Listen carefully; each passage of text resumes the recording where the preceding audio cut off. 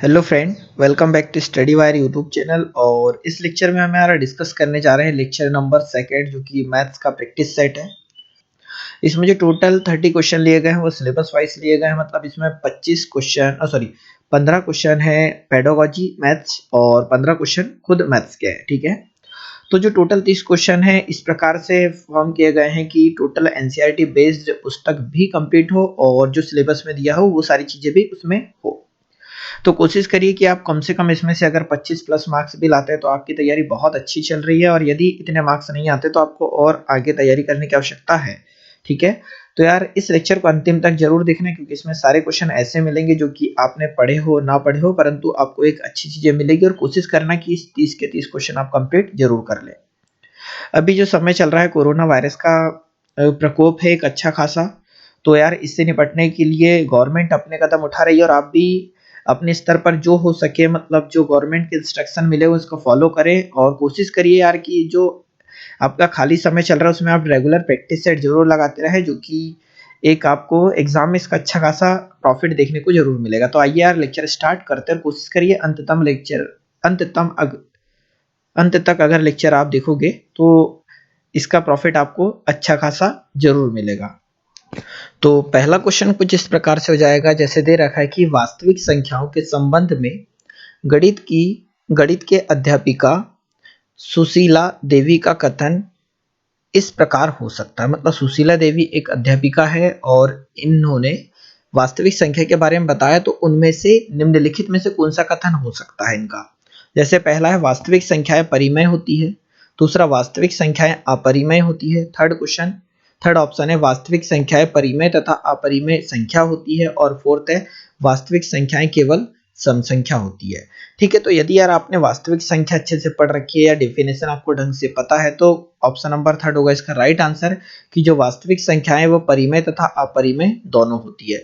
मतलब हम ये बोल सकते हैं कि परिमेय संख्याएं और अपरिमेय संख्याएं, जैसे 2/3, 5, 7, ठीक है, ये हो गई परिमेय संख्या। और अपरिमेय संख्या के अंतर्गत आ जाएगी करनी 3, करनी 5 और पाई। ठीक है, ये हो जाएगा पाई। और इन दोनों के सम्मिलित रूप को ही हम बोल सकते हैं क्या, वास्तविक संख्या। ठीक है, तो आप इतना याद रख लीजिए यार कि जो वास्तविक संख्या के अंतर्गत क्या आता है, तो परिमेय संख्या और अपरिमेय संख्या दोनों प्रकार की संख्याएं आती है। इसीलिए जो सुशीला देवी जो कि गणित की अध्यापिका, इन्होंने यही कथन बोला होगा कि वास्तविक संख्याएं परिमेय संख्या तथा अपरिमेय संख्याएं होती है। ठीक है, सेकंड क्वेश्चन देखते हैं। सेकंड क्वेश्चन कुछ इस प्रकार से आपको दे रखा है कि नेहा, ठीक है, जो नेहा है अपने भाई को पढ़ाती है, उसका भाई कक्षा 5वीं का छात्र है। ठीक है, उसके बाद आगे दे रखा है कि संख्या 3560 को लिखते हुए नेहा ने यह 4 अंकों की संख्या है। मतलब यह कह दिया नेहा ने कि ये जो 3560 है वह 4 अंकों की संख्या है। यह संख्या 5 से पूर्णतः विभाजित होती है, बिल्कुल विभक्त होती है। इस संख्या के विभाज्यता की जांच करने के लिए सूक्ष्म एवं सटीक, ठीक है, ये स्पेशली याद रखिए, सूक्ष्म एवं सटीक तरीका कौन सा है। यदि नेहा के भाई ने सही उत्तर दिया, ठीक है, उत्तर सही दिया है नेहा के भाई ने, और सूक्ष्म और सटीक तरीका कौन सा है, तो पहला ऑप्शन जैसे है 3560 को सीधे सीधे 5 से विभाजित की जा सकती है। सेकंड है जिस संख्या के अंत में या इकाई के स्थान पर 0 या 5 हो उसे 5 से विभाजित 5 से पूर्णतः विभक्त हो जाती है ऐसी सारी संख्याएं। थर्ड है इस संख्या के अंकों का योग उसके, ठीक है, करके 5 से भाग देकर विभाज्यता की जांच करेंगे। और फोर्थ ऑप्शन है कि यह संख्या 5 से विभाजित होगी। तो यदि आपने डिविजिबिलिटी नाम का जो चैप्टर है पूरा पढ़ रखा होगा तो आप जानते होंगे कि अगर कोई संख्या 5 से विभाजित है, ठीक है, कोई संख्या अगर 5 से विभाजित है तो उसके इकाई का अंक या तो 0 होना चाहिए तो 5 होना चाहिए। ये रूल आपने पढ़ रखा होगा। तो ऑप्शन नंबर सेकंड होगा इसका राइट आंसर, कि जिस संख्या के अंत में या इकाई के स्थान पर 0 हो या तो 5 हो, वो 5 से पूर्णतः विभाजित होगी। ठीक है, तो सेकंड क्वेश्चन जो होगा उसका आंसर होगा सेकंड।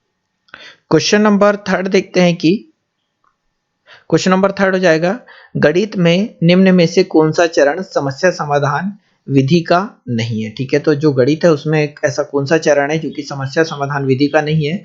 तो पहला ऑप्शन आपको दे रखा है शारीरिक सौष्ठव को अधिक महत्व देना। सेकंड दिया है आंकड़ों का संकलन तथा संकलन तथा व्याख्या करना। थर्ड ऑप्शन दे रखा है कि निष्कर्ष निकालना तथा सामान्यीकरण करना, और फोर्थ ऑप्शन दिया है कि समस्या को समझना और परिभाषित करना। तो यार अगर आप ध्यान से पढ़ोगे तो यहाँ आप देखोगे सेकंड जो ऑप्शन थे, देख आंकड़ों का संकलन करना और व्याख्या करना, ये बिल्कुल गणित से रिलेटेड है। थर्ड भी देखोगे तो निष्कर्ष निकालना तथा सामान्यीकरण करना, ये भी गणित से रिलेटेड है। और फोर्थ देखोगे समस्या को समझना और परिभाषित करना, ये भी गणित से रिलेटेड है। परंतु वहीं पर अगर आप फर्स्ट ऑप्शन देखोगे तो शारीरिक सौष्ठव को अधिक महत्व देना, ये गणित से रिलेटेड नहीं है। और यहाँ पर यही पूछा है कि निम्न में से कौन सा चरण समस्या समाधान विधि का नहीं है, वो भी किसके, गणित का। तो ऑप्शन नंबर फर्स्ट होगा आंसर, क्योंकि ये गणित की समस्या समाधान विधि का कथन नहीं है। ठीक है, तो क्वेश्चन नंबर थर्ड का आंसर नंबर फर्स्ट होगा। क्वेश्चन नंबर फोर्थ देखते हैं कि आपको दे रखा है कि एक गणित अध्यापक, ठीक है, गणित अध्यापक है ने एक गणित अध्यापक ने एक छात्र है विवेक से निम्न प्रश्न को हल करने के लिए कहा। ठीक है, कौन से प्रश्न को हल करने के लिए कहा, तो यहाँ देखते हैं एक संख्या x को 4/5 से गुणा करो। ठीक है, तो देखो अगर हम विवेक की बात करें तो यार विवेक ने क्या कर दिया, अगर हम विवेक की बात करें, ठीक है, विवेक को कहा कि एक संख्या है x, और x का मान अगर मैं कुछ मान लूं, माना कि 20 है, तो उसे कहा कि इस 20 को गुणा करना है किससे, 4/5 से गुणा करो। लेकिन भूलवश उसने उस संख्या को 4/5 से क्या कर दिया, भाग दे दिया। तो यार विवेक को करना था क्या, गुणा, परंतु उसने गुणा ना करते हुए 4/5 से दे दिया भाग। तो 4/5 से अगर भाग दोगे तो आएगा 20 गुणा 5/4, और आगे सॉल्व करोगे तो 4 एकम 4, 4 पंचे 20, तो पचम कितना आ जाएगा, 25। मतलब जो विवेक ने आंसर लाया है वो कितना लाया है, 25। आगे देखते हैं कि सही उत्तर नहीं बता पाया, बिल्कुल, क्योंकि उसे गुणा करने के लिए कहा था, उसने भाग दिया, मतलब जो 25 है वो सही उत्तर नहीं है। दूसरे छात्र विनय ने सही उत्तर बताया। अब सही उत्तर बताया कौन ने, विनय ने। तो अगर हम विनय की बात करें यार, तो विनय ने सही उत्तर बताया है, तो उसने 20 में गुणा किया होगा किसका, 4/5 का। तो आंसर आया होगा कितना, 16 लाया होगा कौन ने, विनय ने। तो यार विनय ने आंसर लाया है 16 और विवेक ने लाया है 25 से सही उत्तर बताया। तो प्रश्न का उत्तर क्या है, तो option number first, second, third और फोर्थ यहाँ दे रखा है। तो देखो क्वेश्चन पढ़ोगे तो यहाँ है कि विनय का उत्तर सही है। ठीक है, यहाँ पे विनय का उत्तर सही है, तो विनय का उत्तर होगा विवेक के उत्तर से अधिक। तो देखो विवेक ने लाया है 25 और विनय ने लाया है कितना, 16। तो पहला ऑप्शन तो गलत हो गया, उसने बोला कि विवेक के उत्तर से अधिक, जो कि गलत है, विनय का उत्तर। सेकंड बोला विवेक के उत्तर से कम, तो देखोगे तो विवेक का है 25 और विनय का कितना है, 16, तो जो कि बिल्कुल सही। ऑप्शन नंबर सेकंड होगा राइट आंसर, कि विवेक के उत्तर से कम आएगा कौन का, विनय का उत्तर, और बिल्कुल कम आया है, मतलब आंसर नंबर सेकंड होगा इसका राइट आंसर, बाकी सारे गलत होंगे। तो कोशिश करिए यार, अगर समझ में ना है तो थोड़ा सा वीडियो बैक कर लीजिए और एक बार और देख लो, और एक बार पहले क्वेश्चन ध्यान से जरूर पढ़ना। गणित का एक फंडा ही अंक गणित का कि जब तक जितने ज्यादा बार आप क्वेश्चन पढ़ेंगे उतने अच्छे से आप इसे सॉल्व कर पाएंगे और समझ पाएंगे। अगला क्वेश्चन कुछ इस प्रकार यहाँ दे रखा है यार कि एक अध्यापक, ठीक है, एक अध्यापक क्षेत्रमिति पढ़ा रहा है। ठीक है, क्या पढ़ा रहा है, क्षेत्रमिति, स्पेशली इस चीज को याद रखिए माइंड में। एक छात्रा ने कक्षा में खड़े होकर एक प्रश्न को अध्यापक से समझाने की अपील की। मतलब एक छात्रा है, उसने ये बोला अध्यापक से कि एक प्रश्न को समझाना है। छात्रा का प्रश्न इस प्रकार था कि, अब देखो यहां से स्टार्ट होता है प्रश्न, ठीक है, एक वर्ग की भुजा को, ठीक है, एक वर्ग की भुजा को 6 मीटर कम कर दिया जाता है तथा दूसरे भुजा को 10 मीटर बढ़ा दिया जाता है, तो इस प्रकार बने आयत का क्षेत्रफल कितना होगा। मतलब छात्रा ने ये पूछा कि एक वर्ग है, ठीक है, यहां मैं बता देता हूं, वर्ग मतलब जिसकी चारों भुजा आपस में क्या हो, बराबर। उसने कहा कि एक भुजा को बढ़ा देते हैं कितना, यहां पर x आएगा और यहां पर आ जाएगा कितना, x, ठीक है, वर्ग है उस, मतलब उसकी दोनों भुजा आपस में बराबर है। उसने बोला कि 6 मीटर कम कर दिया जाता है, मतलब भुजा को कर देते हैं x-6, और दूसरी भुजा की अगर हम बात करें तो यहाँ पर वो बोल देता है कि एक दूसरी भुजा को 10 मीटर बढ़ा दिया जाता है, मतलब ये भुजा हो जाएगी x+10।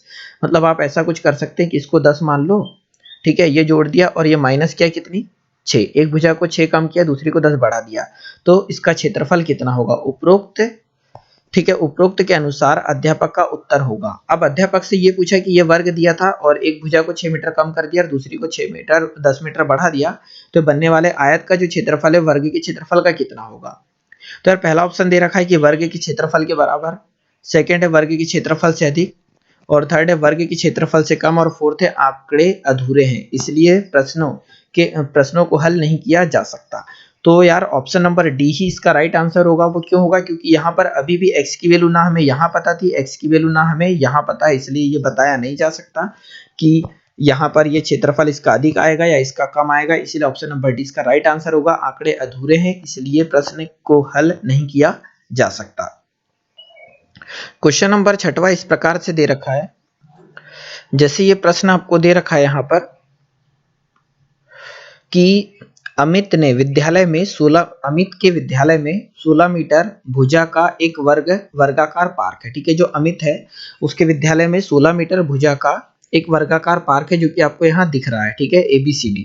ठीक है, थोड़ी सी ऊपर नीचे लिख दिया, बाकी कोई दिक्कत नहीं। ABCD एक वर्गाकार पार्क है, उसके अंदर उस वर्ग की भुजा को स्पर्श करता हुआ एक वर्गाकार मैदान है। ठीक है, एक वृत्ताकार मैदान है, बिल्कुल आपको दिख रहा होगा, एक वर्ग के अंदर एक वृत्ताकार मैदान है जैसा आकृति में दिखाया गया है। दी गई आकृति के आधार पर वृत्ताकार मैदान का क्षेत्रफल बताओ। तो यार अगर यहां से लेकर यहां तक की भुजा हमें कितनी दे रखी है? 8। चीजें समझना, ये मध्य बिंदु होगा और ये मध्य बिंदु होगा, तो यहां से लेकर यहां तक की जो भुजा होगी ये वाली, देखो ये टोटल 8 थी, तो ये हो जाएगी ऊपर की 4, तो नीचे की भी कितनी हो जाएगी?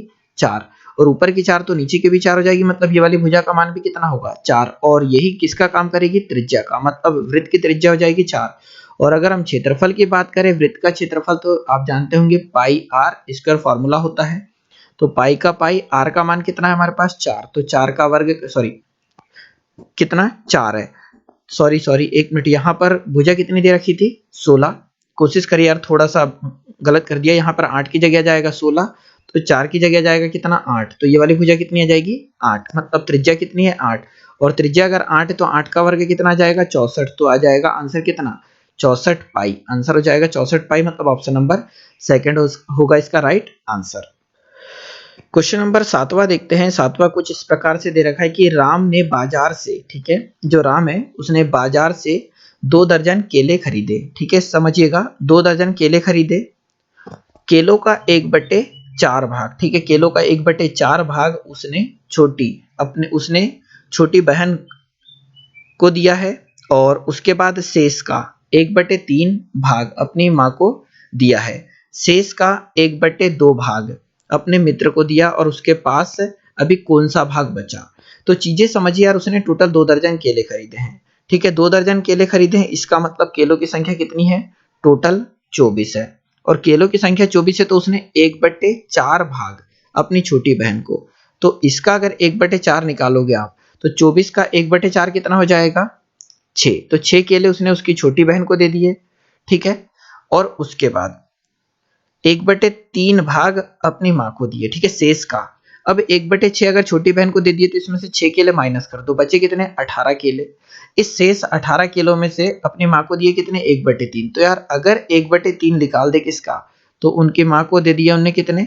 इसका 1/3, और 18 का 1/3 आ जाएगा कितना? 6। तो अभी केले कितने बचे हैं? तो 6 केले अगर माइनस करोगे तो बचेगा कितना? 12। तो अभी जो 12 केले शेष बचे हैं उसका 1/2 भाग, ठीक है, 1/2 भाग मित्र को दे दिए, तो 12 का 1/2 अगर आप निकालोगे तो आएगा कितना? 6 केले, और 12 में से फिर से 6 केले घटाओगे तो अभी शेष कितने हैं उसके पास? तो शेष केले हैं, सॉरी शेष केले हो जाएंगे कितने? 6, और 6 शेष केले हो जाएंगे, तो उसने यही बोला कि उसके पास कौन सा भाग बचा, तो यार फाइनली उसके पास 6 केले बचे। समझना, उसके पास कितने केले बचे? 6, टोटल कितने थे? 24, तो 6 एकम 6, 6 चौक 24, तो कौन सा भाग बचा? 1/4 भाग, और 1/4 मतलब ऑप्शन नंबर सी होगा इसका राइट आंसर। कुल केलों का 1/4 भाग उसके पास अभी बचा है। तो यार इस प्रकार का क्वेश्चन कुछ इस प्रकार से कर सकते हैं। ठीक है, थोड़ा सा एडजस्ट कीजिए, क्या है कि ये जो पैड हम यूज कर रहे हैं, ठीक है, लिपि में थोड़ी सी प्रॉब्लम है कि इसमें अभी थोड़ी प्रैक्टिस नहीं है हमें लिखने की, इसलिए हो सकता है यहाँ एडजस्ट ना हो पा रहा हो, पर कोशिश करिए चीजें समझे आप। क्वेश्चन नंबर 8वां कुछ इस प्रकार से दे रखा है कि प्रोजेक्ट यथार्थ, ठीक है, प्रोजेक्ट यथार्थ जीवन का एक ही भाग है। ठीक है, मतलब ये बोल सकते हैं कि जो प्रोजेक्ट यथार्थ जीवन का एक ही भाग है जो विद्यालय में प्रदान किया जाता है, यह कथन किसका है? मतलब ऐसा किसने कहा था कि जो प्रोजेक्ट है वो यथार्थ जीवन का एक ही भाग है, और यह किसने कहा था, मतलब यह कथन किसका है? तो ऑप्शन नंबर पहला अगर देखोगे तो स्टीवेंसन, सेकंड है पार्कर, थर्ड है बेलार्ड, और फोर्थ है मैकडूगल का। ठीक है, तो ऑप्शन नंबर इसका यार होगा फर्स्ट आंसर। स्टीवेंसन ने ही ये कहा था कि जो प्रोजेक्ट कार्य है वो यथार्थ जीवन, ठीक है, जो प्रोजेक्ट कार्य है वो यथार्थ जीवन का एक भाग है जो विद्यालय में प्रदान किया जाता है। और यह कथन हो जाएगा किसका, तो स्टीवेंसन का। ऑप्शन नंबर फर्स्ट होगा इसका राइट आंसर। अगला क्वेश्चन देखते हैं कि जो मोनिका है, ठीक है, यहाँ पर क्वेश्चन नंबर 9 हो जाएगा कि मोनिका अपने स्कूल को कुछ लड्डू लेकर जाती है, ठीक है, कुछ लड्डू लेकर गई है कौन, मोनिका अपने स्कूल। वह अपने लड्डुओं का 1/5 भाग अपने दोस्त नेम पाल को तथा 1/3 भाग सोहन पाल को देती है। यदि अंत में उसके पास 7 लड्डू बचे तो प्रारंभ में उसके पास कितने लड्डू थे। यार अगर आप ध्यान से देखेंगे तो कुछ लड्डू लेकर गई है वो, ठीक है, कुछ लड्डू लेकर गई है, तो हमने मान लिया कि वो x लड्डू लेकर गई, उसमें से 1/5 भाग उसने किसको दिया, अपने नेमपाल को दे दिए। इसका 1/5 नेमपाल को दिया, 1/3 भाग सोहन पाल को दिए, ठीक है, कितना 1/3 भाग सोहन पाल को दिया। और उसके पास अभी कितने बचे हैं, 7 लड्डू बचे हैं। तो यार x का 1/5 निकाल लोगे और x का 1/3 निकाल दोगे। ये टोटल उसने एक तो ये वाले दिए हैं नेमपाल को और ये वाले दिए हैं सोहनपाल को, तो इतने लड्डू उसने बांट दिए और उसके पास अभी बचे कितने हैं, 7, और 7 बचे, इसका मतलब टोटल कितने थे x, और x में से अगर हम इतना माइनस करते हैं जो उसने बांटे हैं तो आ कितना जाएगा, जो उसके पास बचे हैं वो।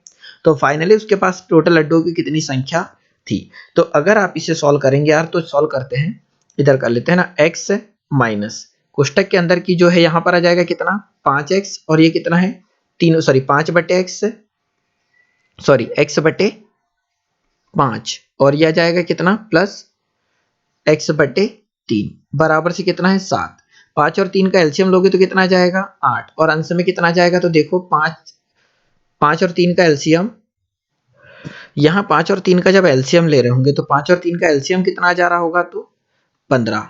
5 का भाग दोगे 15 में 3 बार और 3 का x में गुणा करोगे तो 3x, प्लस 3 का 15 में भाग दोगे 5 बार और 5 का x में गुणा करोगे तो कितना x, 5x, ठीक है, बराबर से कितना है यहाँ पर 7, और ये माइनस हो रहा है किससे, तो x से। और आगे अगर हम सॉल्व करेंगे तो x माइनस 3 और 5 कितना 8x बटे में कितना 15 बराबर से कितना 7, और आगे सॉल्व करेंगे तो 15 का x में गुणा होगा तो 15x माइनस 8x बराबर से कितना आएगा 7, और इसके बटे में कुछ नहीं, मतलब कितना है अभी 15 है, ठीक है, थोड़ा सा एडजस्ट करिए। 15 में से 8 जाएगा तो बचेगा कितना 7x बचेगा, और बराबर से कितना है यहाँ पर 7, और बटे में कितना है हमारे पास अभी 15, और आगे सॉल्व करेंगे तो 7 से 7 कट गया तो x का मान फाइनली आया कितना जाएगा 15। मतलब हम ये बोल सकते हैं कि उसके पास टोटल कितने प्रारंभ में कितने लड्डू थे, तो ऑप्शन नंबर सी होगा राइट आंसर 15 लड्डू। अगला क्वेश्चन देखते हैं। क्वेश्चन कुछ इस प्रकार से है कि गणित की वह शाखा जिसके अंतर्गत हम आकृतियों अथवा आकारों का अध्ययन करते हैं, ठीक है, आकृतियों अथवा आकारों का अध्ययन करते हैं, तो अंक गणित, ज्यामिति शाखा या बीज गणित, यह सभी। तो ऑप्शन नंबर सेकंड है यार इसका राइट आंसर, ज्यामिति शाखा के अंतर्गत हम आकृति तथा आकारों का अध्ययन करते हैं। क्वेश्चन कुछ इस प्रकार से यार अगला की जो सोहन है गणित विषय के शिक्षक है, ठीक है, जो मोहन है वो गणित विषय के शिक्षक है। वह एक प्राथमिक स्कूल में गणित पढ़ाते हैं। उसकी कक्षा में कई छात्र मंदबुद्धि वाले हैं।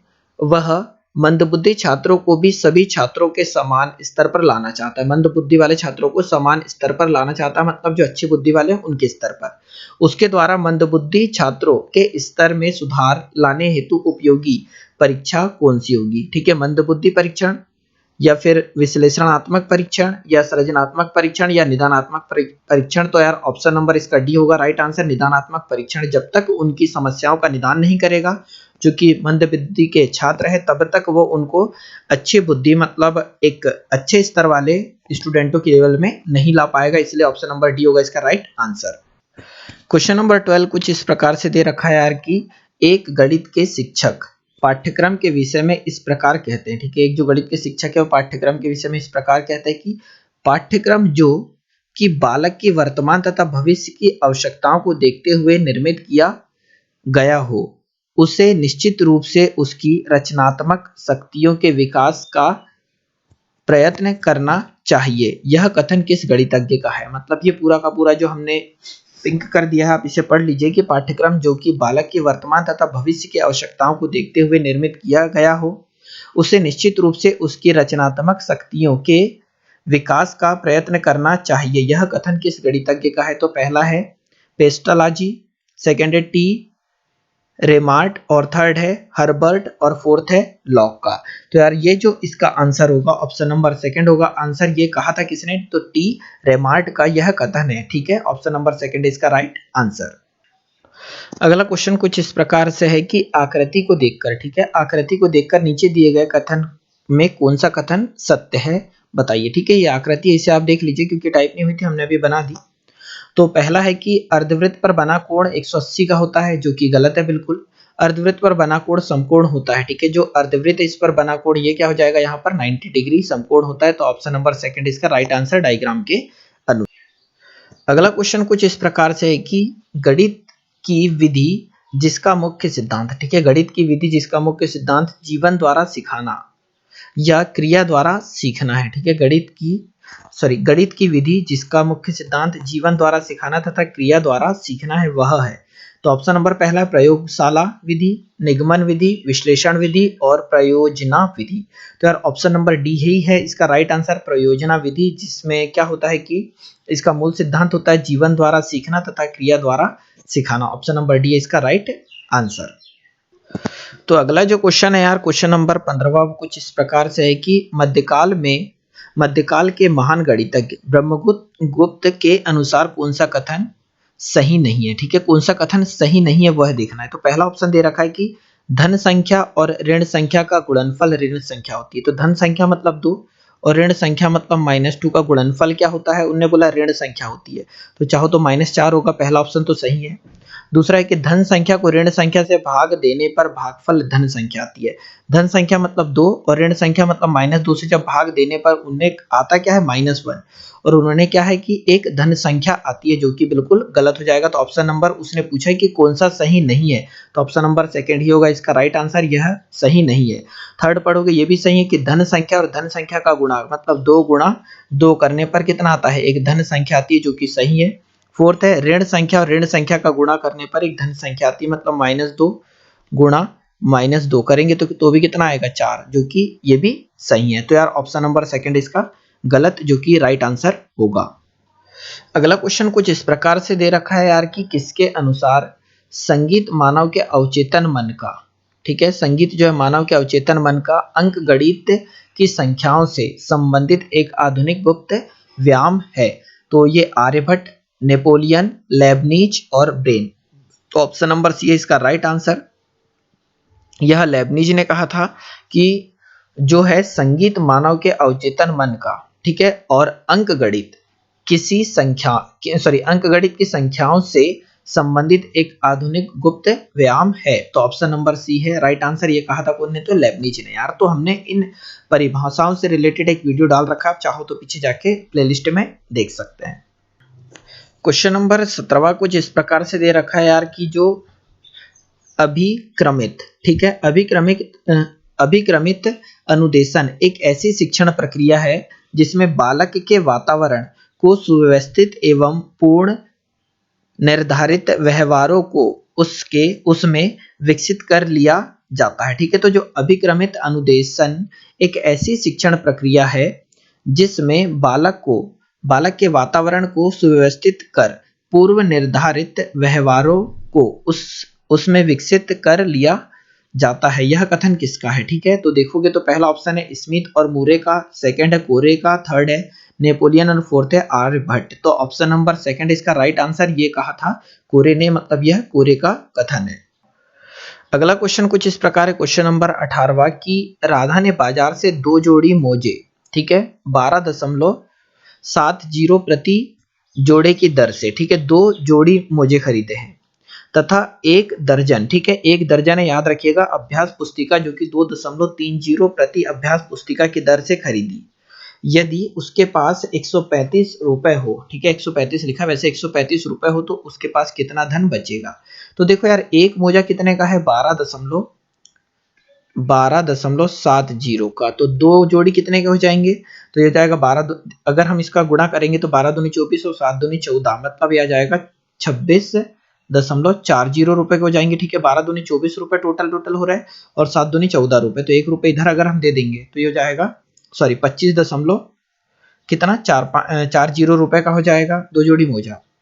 और यहाँ देखोगे तो 2.30 गुणा टोटल कितने उसने खरीदे हैं। यहाँ पर अभ्यास पुस्तिका की बात करें तो 1 दर्जन, ठीक है। 1 दर्जन मीन्स कितना हो जाएगा 12, और अगर हम इसमें 12 का गुणा करें तो यार 12 शून्य शून्य 12 3 36 का 6 बचेगा कितना 3, और 12 दूनी 24, 24 और 3 कितना हो जाएगा 27, मतलब 27.60 या 60 रुपए के हो जाएंगे क्या, ये अभ्यास पुस्तिका। टोटल अगर आप करोगे तो 0 6 4 10 का शून्य बचेगा कितना 1, तो 6 दूनी 12 13 का 3 बचेगा 1, तो यहाँ हो जाएगा 2 और 2 4 और 1 कितना 5, मतलब उसने 53 रुपए खर्च कर दिए।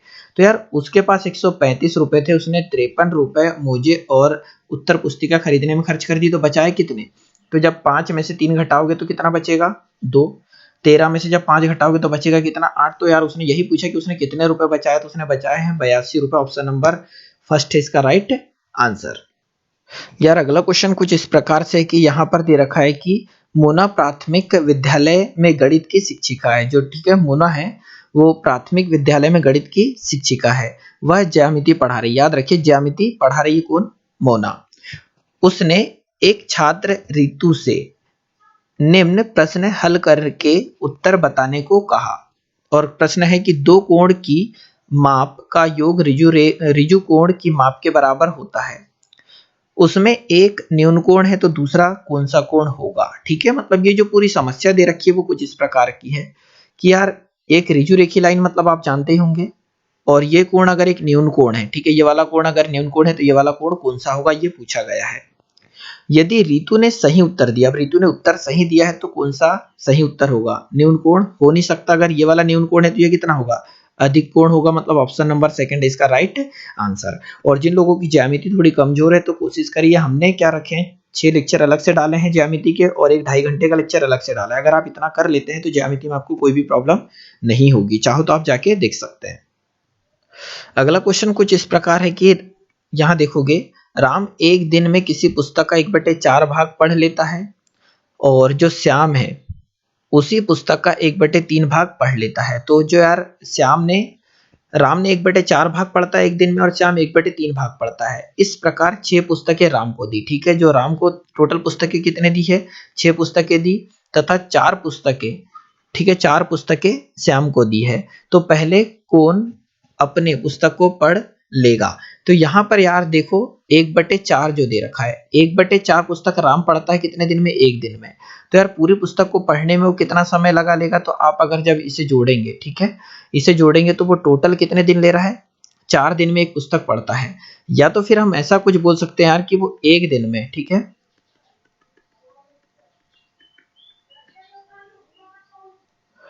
कि एक दिन में कितना पढ़ता है 1/4, और एक दिन में 1/4 पढ़ता मतलब पूरी पुस्तक पढ़ने में, एक पुस्तक पढ़ने में 4 दिन लेगा, और उसे 6 पुस्तक दी है, तो टोटल कितने दिन हो गए 24 दिन। मतलब 24 दिन में राम पढ़ लेगा पूरी की पूरी 6 पुस्तक।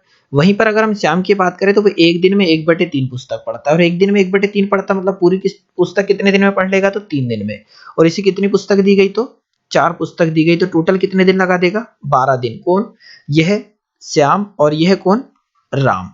तो यहाँ पर यह पूछा है कि पहले कौन अपने पुस्तकों को पढ़ लेगा, तो राम या श्याम। तो यहाँ देखो यार पढ़ा कौन ने 12 दिन में, वो भी किसने, श्याम ने। तो ऑप्शन नंबर सेकंड है इसका राइट आंसर। अगला क्वेश्चन कुछ इस प्रकार दे रखा है यार, किसवा की सरस्वती गणित की शिक्षिका है। ठीक है, जो सरस्वती गणित की शिक्षिका है वह कक्षा 5 में आयतन संबंधित अध्यापक अध्ययन पढ़ा, यह हो जाएगा कक्षा 5 में वो एक अध्याय पढ़ा रही है, वो भी कौन सा, आयतन संबंधित।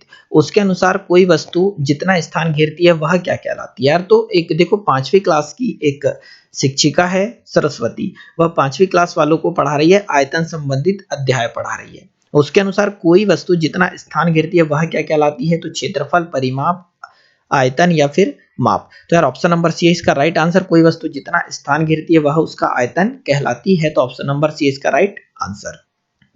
अगला क्वेश्चन कुछ इस प्रकार से हो जाएगा यार कि किसी गणितज्ञ, ठीक है, किसी गणितज्ञ के कार्यों की प्रशंसा करना किस मूल्य से संबंधित है। ठीक है, किसी गणितज्ञ के कार्यों की प्रशंसा करना किस मूल्य से संबंधित है, तो ऑप्शन पहला बौद्धिक मूल्य, प्रयोगात्मक मूल्य, सौंदर्यात्मक मूल्य, या इनमें से कोई नहीं। तो ऑप्शन नंबर सी ही है इसका राइट आंसर, कि किसी गणितज्ञ के कार्यों की प्रशंसा करना ये कहलाता है कौन सा मूल्य? तो किसी गणितज्ञ कार्य की प्रशंसा करने कहलाता है सौंदर्यात्मक मूल्य, मतलब ऑप्शन नंबर सी होगा राइट आंसर। क्वेश्चन नंबर 23वां हो जाएगा कि निम्न में से किस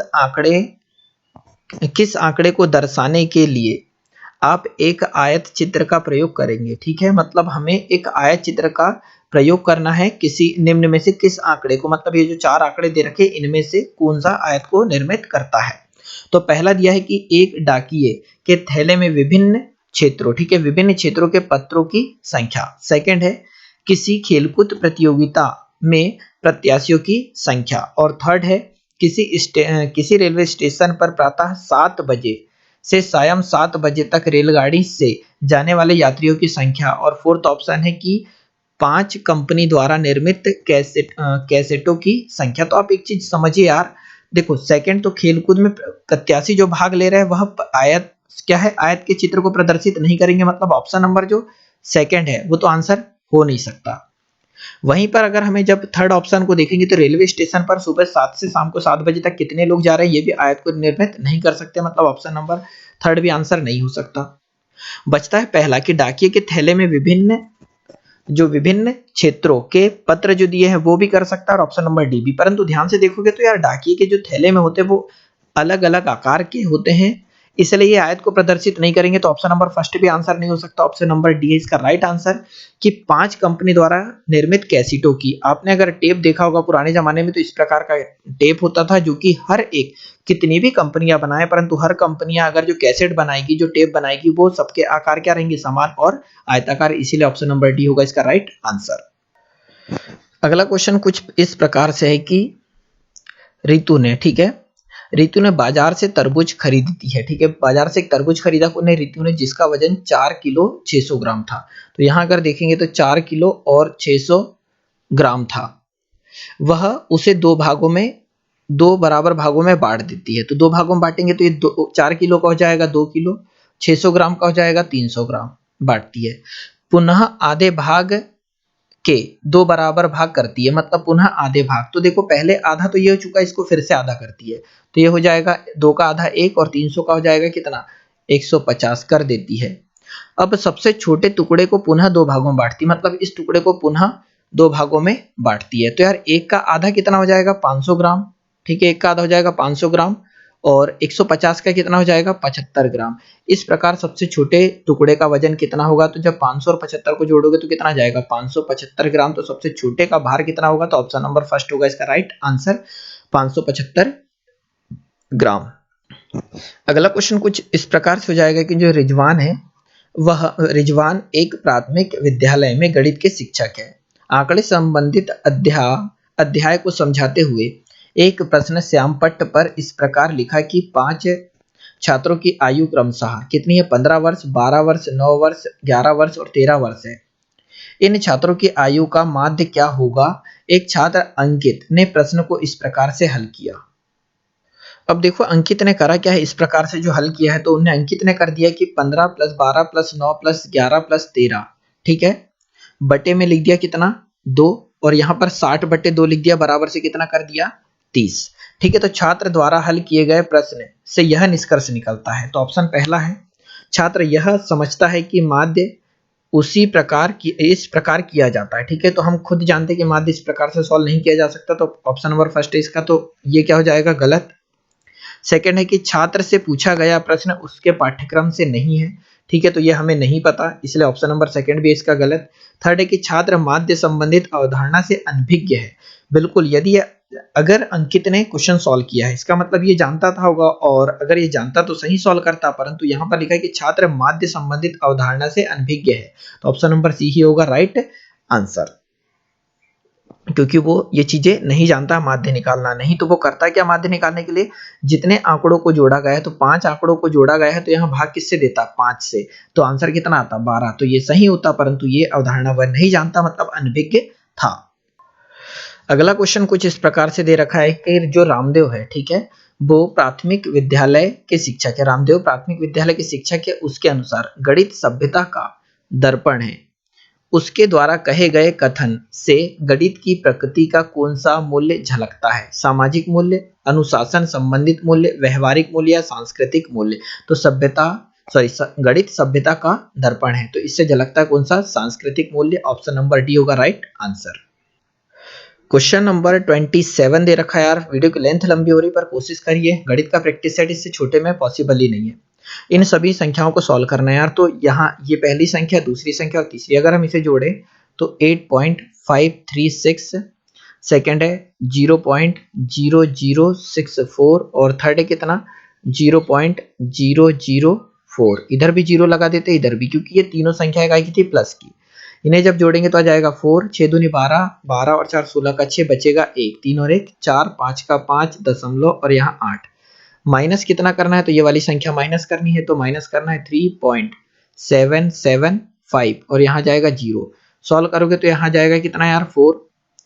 6 में से जब 5 जाएगा तो 1, 14 में से 7 जाएगा तो 7, यहाँ पर भी 14 में से 7 जाएगा तो 7 और दशमलव, यहाँ बचेगा 7 में से 3 जाएगा तो 4। तो ऑप्शन ऐसा कुछ आएगा आंसर 4.7714, जो कि ऑप्शन में नहीं है, परंतु ये होगा इसका राइट आंसर। अगला क्वेश्चन कुछ इस प्रकार से है कि यार, क्वेश्चन नंबर 18वां, किसके अनुसार व्यापक महत्व, ठीक है, दिया क्या है? व्यापक महत्व की दृष्टि से गणित सभी प्रकार की औपचारिक, निगमनात्मक, तार्किक योग्यता का विकास है। ठीक है, यहाँ पर जो क्वेश्चन दे रखा है कि व्यापक महत्व की दृष्टि से गणित सभी प्रकार की औपचारिक, निगमनात्मक, तार्किक योग्यता का विकास है। ये किसने कहा था? तो कॉमेट ने, व्हाइटलैंड ने, बेकन ने या फिर लॉक ने। तो यार मैंने जो पिछला लेक्चर एक डाल रखा है पीछे परिभाषाओं से रिलेटेड, आप उसे अवश्य देख लीजिए, क्योंकि जितने प्रैक्टिस सेट अब हम लगा रहे हैं उनमें मैक्सिमम यही चीजें मिल रही है। तो ऑप्शन नंबर सेकंड इसका राइट आंसर की व्हाइटलैंड ने यह कहा था कि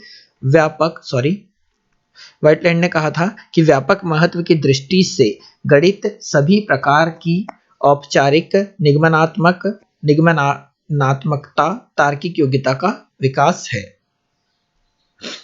क्वेश्चन नंबर 29वां हो जाएगा कि मोहन कक्षा तीसरी का छात्र है। ठीक है, जो मोहन है वो कक्षा तीसरी का छात्र है। गणित शिक्षण के दौरान अध्यापक ने x तथा y का योग ज्ञात कीजिए, ऐसा पूछा है। x तथा y का योग ज्ञात कीजिए। इस प्रश्न को हल करते समय छात्र मोहन इस प्रकार का उत्तर लिखा, x तथा y का योग x माइनस y छात्र द्वारा किए गए इस उत्तर से ज्ञात होता है। ठीक है, मतलब उसे कहा कि यार x प्लस वाई बताओ, और उसने कर दिया क्या है, हीरो ने उसने कर दिया है x माइनस वाई कर दिया।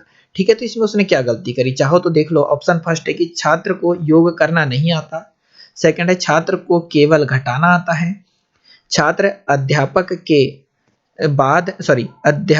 के बाद ध्यान से नहीं सुनता है। ठीक है, अध्यापक की जो बात है वो ध्यान से नहीं, यहाँ बात आएगा, अध्यापक की बात सही से नहीं सुनता है। और फोर्थ है छात्र को योग या अंतर का वास्तविक ज्ञान नहीं है। तो ऑप्शन नंबर डी ही इसका राइट आंसर यार, वो योग और अंतर का वास्तविक ज्ञान नहीं है, इसीलिए उसने योग को भी क्या कर दिया, अंतर कर दिया। और अंतर भी पूछते तो भी x minus why he something something बताता, इसीलिए ऑप्शन नंबर डी होगा इसका राइट आंसर। लास्ट क्वेश्चन कुछ इस प्रकार से हो जाएगा यार कि यहां दे रखा है आपको ये, ठीक है, 3 सही 1/4 और 5 सही 1/4। इसे अगर हम जोड़ेंगे तो 5 और 3 यही जोड़ देता हूं। ठीक है, 5 और 3 कितना आ जाएगा, 8 और प्लस कोष्टक में आपने ये पढ़ा होगा बिल्कुल भिन्न, चाहो तो मैंने भी पढ़ा है, आप वहां जाके पढ़ सकते हैं। ठीक है, ये इस संख्या को जोड़ेंगे तो इतना कुछ आएगा और माइनस, इसे जब जोड़ेंगे तो 2 और 1 कितना, 3। ठीक है, 3 प्लस 1/2 और प्लस कितना 1/4। और आगे जब हम सॉल्व करेंगे तो यार ये 1/4 और 1/4 मतलब कितना, आधा। तो 8 सही 1/2 इस पूरे का कैलकुलेशन होगा, माइनस इसे जब जोड़ेंगे हम तो आएगा कितना, ठीक है, 3 प्लस 3/4 आएगा। तो 8 सही 1/2 माइनस 3 सही 3/4 जब माइनस करोगे तो फाइनली जब माइनस कर रहे होंगे तो यहां पर 8 में से 3 जाएगा तो कितना जाएगा, 5। और जब आप घटाएंगे 1/2 में से 3/4 तो आ कितना जाएगा, तो 3/4।